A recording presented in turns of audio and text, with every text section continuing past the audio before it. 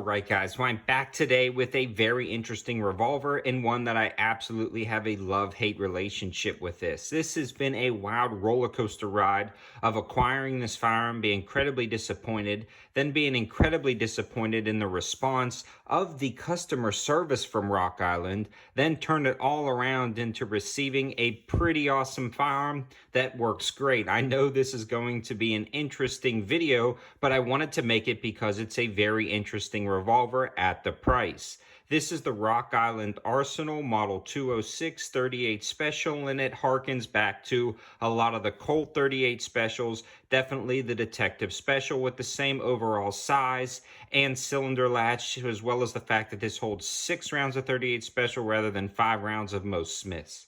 I picked this one up from American Pawn and Gun located in Monroe, North Carolina, right off 74, and this is a great gun shop with new and used guns, and they're still open right now taking transfers. Even with everything going on, they're considered an essential institution because they are a lending institution.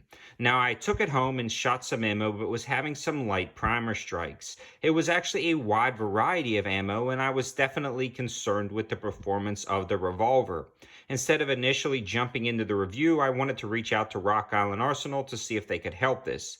Now, normally I would reach out to American Pawn and Gun since I bought the revolver from them, but I knew this was not one of their Davison's lifetime warranty guns, so it's best to approach the manufacturer first to see what's wrong, and then I would go back to American Pawn and Gun if I couldn't resolve it with the manufacturer. Well, Rock Island Arsenal pretty much blamed it on the ammunition. They said they only warranty their ammunition and their guns, which I thought was rather odd. I said, I'm shooting Winchester, Remington, and a few other ammunitions that are all having light primer strikes, about one every other cylinder, which in my case is very subpar, especially for a revolver.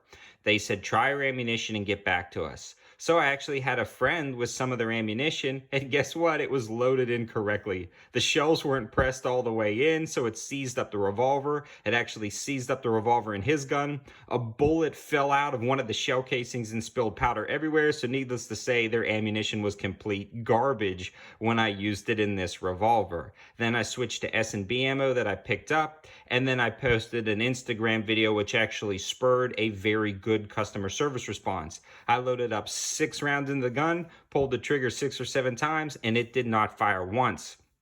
There wasn't even a dent in the primer, so something was dramatically wrong with the tolerances and dimensioning of the original gun that some ammunition wouldn't even fire, period, no matter what I did. So finally, after posting that video, I got a response from Rock Island Arsenal saying that they would fix the gun. I reached back out to the original customer service I did, completely independent of the Instagram video, told them my problems, and they said, send it back, we'll fix it, especially since you've tried about 6 or 7 styles of ammunition and none of them worked. So I sent it off, and in a few weeks, even with a kind of an interesting climate in the gun community, the turnaround was rather quick and efficient, and I was very pleased with their response once they finally decided to take in the gun. They sent me a free shipping label, so I didn't have to pay anything to get the gun fixed. Was a great customer service response from Rock Island Armory at this point, and it was a great experience after this point, and that's where the story really turns. When I opened up the gun, it looked a little different to me, and it had these rubberized grips, wood grips, and a speed loader in the box that I sent it in, and I noticed the serial number was different. This is a complete replacement gun. The one I must have sent them must have been so bad off it wasn't even worth fixing, so they sent me a brand new gun, and man, am I incredibly impressed at this new gun. The first thing I want to talk about is the reliability, since that was the issue initially. Then we'll talk about the overview of how this firearm shot at the range versus the price point. It has been 100% reliable with all of the same ammunition I used previously, so not a single light primer strike or a seized cylinder. The only ammo I didn't try again was that Rock Island ammo, since we had so many problems with that Armscore ammo. So now that I know this was 100% reliable, I took it out to the range again and just shot it for fun to really see if I like this revolver, and the answer is definitely a yes. So I tentatively was pretty excited as the range day started to go well with no issues, and I started to focus on the performance of the revolver. I shot the majority of the rounds with these rubberized grips, and although they felt pretty good, there is a sharp spot in the back right here that kind of digs into your palm that can occasionally sting a little bit if you grab it a certain way with plus P ammunition, but overall the grips do very good and they've got some nice texturing. Ergonomically, this pistol isn't like super amazing, but it's not super bad either. It is rather heavy, and it looks like it's got an interesting barrel slash shroud combination, and it does have a full protective shroud over the lug that knocks out the rounds. Guys, I'm not a revolver expert, so I may be messing up some of this terminology. The cool thing about this revolver, though, is it holds 6 rounds of 38 special rather than the 5 rounds that most Smiths do. Again, comparing this to a lot of the Colts. The Colt Detective Special has the same latch cylinder that you pull back and release it. And again, the Colt Detective Specials holds 6 rounds. They also sent these wooden grips, and I love the look of this revolver with the wooden grips, and honestly, it's ergonomically about the same, except for it doesn't fill up your hand as much. So if you were trying to conceal carry this gun, these grips would be a little bit better in my opinion. I personally like the looks of these, so I'm going to leave them on, but these grips are more comfortable. Now, the hammer on this thing is rather interesting. It's a very flat and exposed hammer, which is not good for concealed carry, but great if you want to carry this outside the waistband or as a truck gun or something like that. It's super easy to actuate. Let's make sure it's clear one more time. You can see your thumb rests up perfectly on the top of this, and it's got a wide thumb spot right here with nice texturing to cock the hammer. Now, it does have a transfer bar, which all modern day revolvers have. So if for some reason you do let go, it's going to catch that and not let it fall. And that transfer bar is going to protect you from dropping it against this hammer. The sights themselves are pretty rudimentary, but they actually do a fairly decent job. You can line them up on target and hit what you're aiming at. And this is surprisingly accurate, making hits at a distance no problem whatsoever. The recoil impulse is reasonably manageable for a 38 special revolver this size, and I could absolutely rattle off shots on target, and having that extra round of 38 special is always nice. The cylinder release is really simple to use, especially if you're familiar with Colts. It's got a good spot and texturing right here, so you can release that.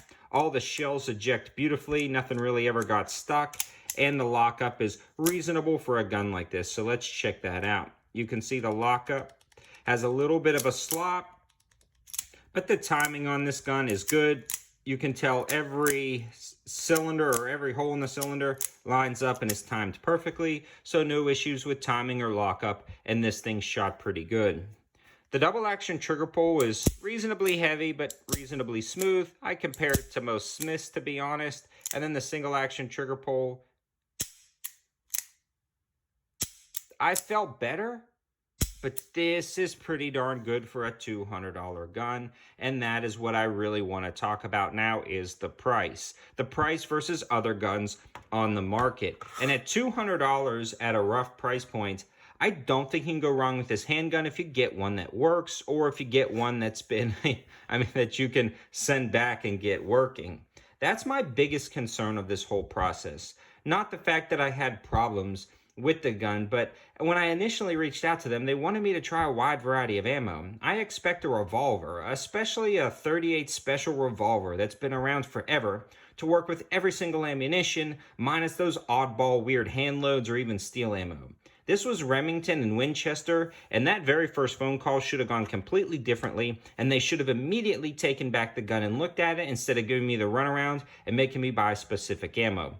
But since then, since they fixed it or actually just replaced the gun, this has been 100% functional, and I absolutely can recommend this gun at $200 with your understanding that you could get one that has potential problems. After doing some research online, light primer strikes seem to be a common issue, but if you get one that doesn't have them, it doesn't seem like it progresses. It seems like once you get a good gun, it's going to be a good gun. And if you get one with light primer strikes, you're going to have to reach back out to these guys and try to resolve your issues. So I hope this gives you a high value option to consider, at least for a 38 special 6-shot revolver that is pretty slick looking and functioning if you get a good one. I also want to give a huge shout out to American Pawn and Gun. They stayed in touch throughout this entire process, ready to step in if I needed backup on any of these issues. They are a great local gun shop, and I can't recommend them enough. Such a good group of people down there. So if you're ever in the area, swing by American Pawn and Gun and tell them 704 Tactical sent you over. Thanks for watching, guys. Have a good one.